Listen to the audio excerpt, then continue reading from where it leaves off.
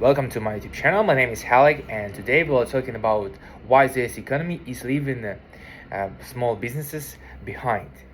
Small business is in the United States has always been the backbone of the economy, accounting for nearly 50% of all jobs in the country. But in 2026, official figures shown that Main Street is being shocked from four sides by record labor costs, expensive fuel, high taxes, and unacceptable credit utility rates and tariffs. The NFIB Small Business Optimism Index has dropped to a mark of 95.3 points. This is a starting recession level. Yet, if you turn on the TV, they will tell you that the US economy is thriving like never before. They will say that GDP is growing and that inflation is allegedly under control. It's an illusion. The American market is experiencing the most aggressive monopolization in modern history. The US economy has split in half.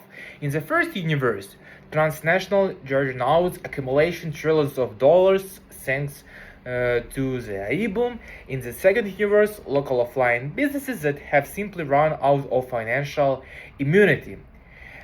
Here there are four hit sectors ranked from the absolute most struggling to the least, like food, services, and hospitality, brick and mortar retail, transportation and logistics, and construction. When did this start all that?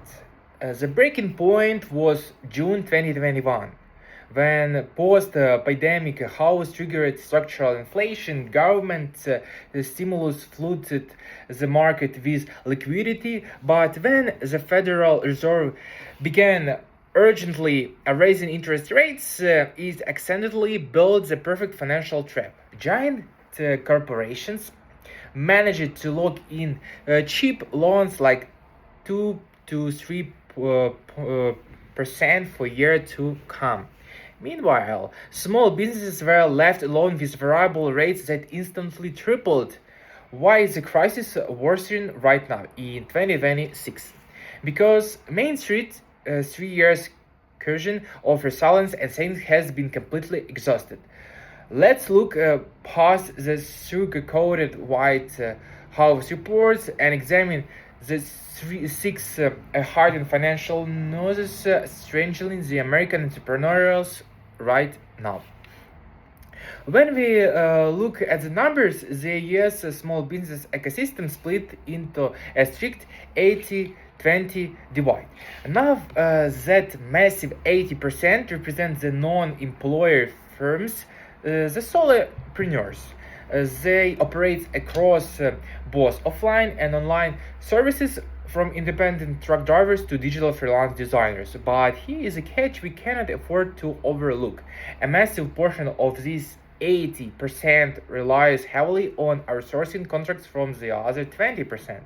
They are deeply dependent on them. Because large corporations don't need independent freelancers, they have their own massive in-house specialized teams. And you know that nearly 50% of all employers in the United States work in small business sphere.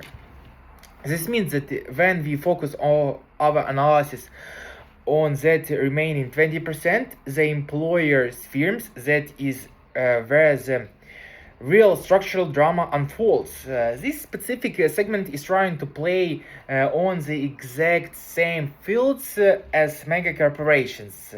They hire employees, rent commercial real estate, buy raw materials, and try to build scalable operations. But the rules of the game are written exclusively for the giants. When we isolate these 20%, the destructive macroeconomic patterns crystallize even faster. Here's why this specific segment is under the absolute highest pressure right now. First, they are going to be agile yet too small to achieve economics of scale. As solopreneurs can pivot their niche into a single evening, close their laptop, and move to another state. A mega corporation has $1 billion cushion to absorb losses for years. But a business with 15 employees and a physical warehouse is completely trapped, locked into rigid fixed obligation like payroll and commercial leases, as it must be settled every single month. Second, it's a direct institutional collision. These 20% of businesses are taking the full unmitigated blow of the labor cost drop, competing with Amazon 22 and others starting wage and the utilities squeezing. Why? Why? Because they are operationally fighting for the exact same local resources, labor, and energy as corporation giants. This distinctions gives us a perfect analytical anchor for our narrative. We look the audience straight in the eye and say, we are talking about solo freelancers or independent content creators here. We are talking about the 20% of American small business that poses a real operational structure, meet a real payroll, and try to sustain capitalism on Main Street. And they are primary targets caught directly in the crosshairs of today's monopolies. Let's break down where the damage is hitting the hardest. First of all, the labor cost trap. When big businesses freeze in hiring due to optimization, while small businesses still forced to pay historically high hourly rates just to remain cashier or driver. This is the first painful blow. The US labor market is cooling down for white-collar workers, but in the service sector, the price of frontline labor has reached an all-time high. According to the NFIB data, 14% of owners name the cost of labor as their top problem. Small businesses is trapped. If Amazon opens a distribution center nearby and offers 22 per hour plus corporate medical insurance, a local brand or family restaurant loses its entire staff in a single day. Entrepreneurs are forced to either pay rates that wipe out all net profit or work behind the counter themselves for 16 hours a day. Secondly is like fuel shock and inflation. Why do big retailers easily absorb expensive fuel through sheer volume, while a local delivery service or farmer finds themselves on the brink of bankruptcy due to gas price? In 2026, inflation has caught a second wind, and its primary driver is energy. Logistics in the United States is the lifeblood of businesses. Large corporations are protected by long-term futures contracts with fixed fuel prices. They know their expenses a year in advance. Small businesses buy diesel and gasoline at regular gas station at the spot market price. Any fluctuations at the pump instantly makes raw material delivery more expensive, destroying an already thin margin of 3 to 5%. The next point is investment freeze. If the American economy is supposedly growing, why have small businesses' capital expenditures plumbed to the level of 2009 year of financial crisis? Entrepreneurs in the United States have stopped investing in their own future. Only 16% of owners plan capital expenditures capex in the near future. This is the worst indicator since the Great Recession of 2009.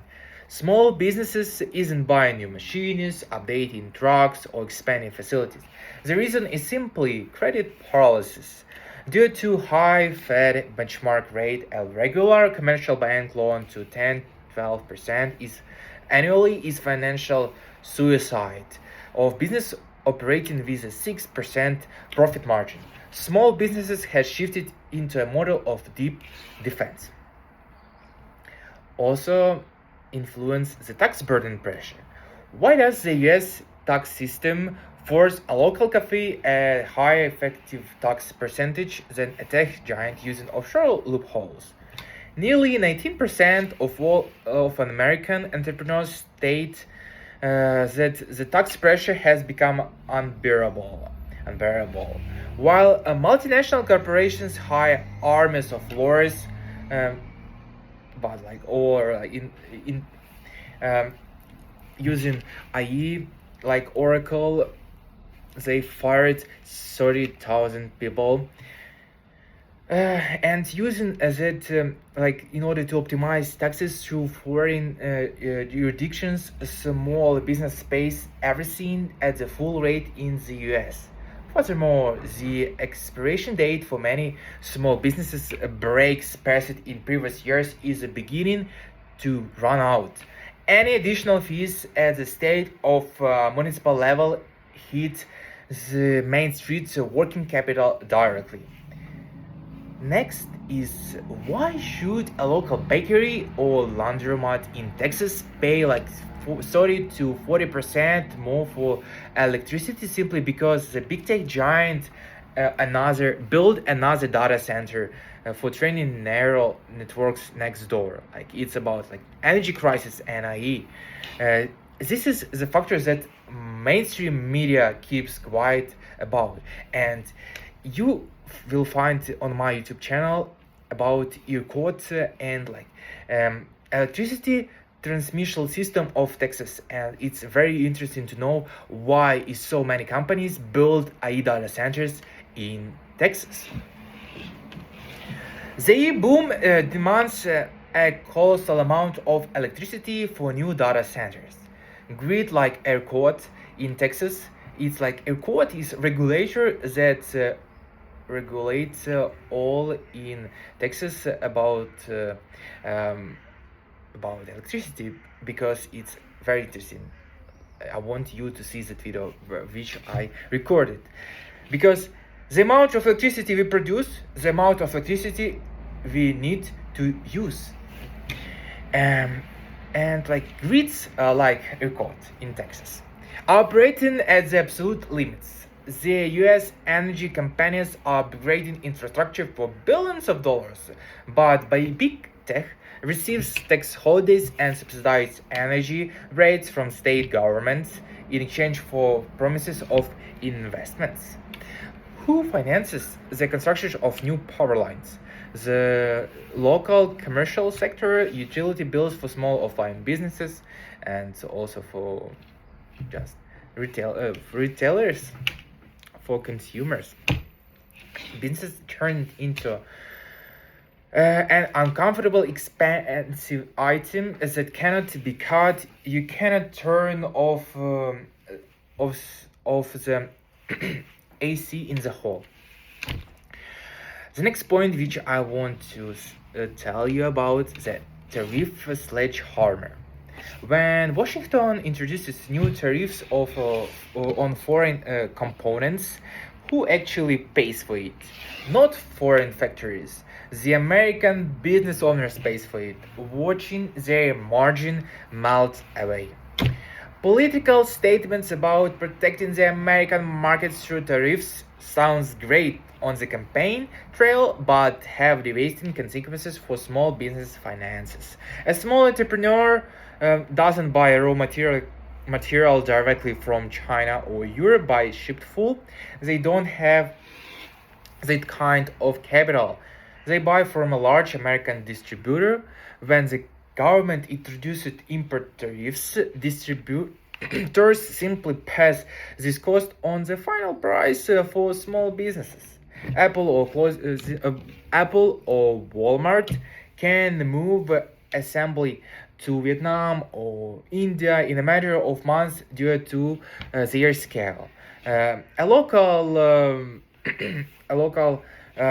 businesses or auto parts shop is forced to buy metal, fabrics, and components at inflated prices inside the US and losing competitiveness. The economic split is clearly visible when you look at the sectors. The worst situation is in retail trade. Stores on Main Street are showing their lowest metrics in year. They are squeezed by fixed cost.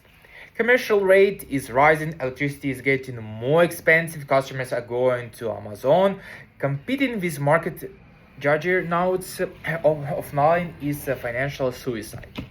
Does this mean that small businesses in the US completely doomed? I think not quite. The real distribution of capital is currently happening along the offline online.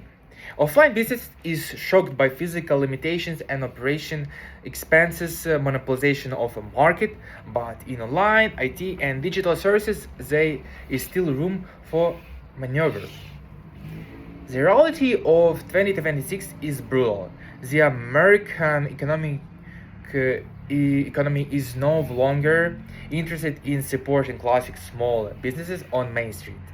The rules of the game been rewritten in favor of incentive giants of highly automated system.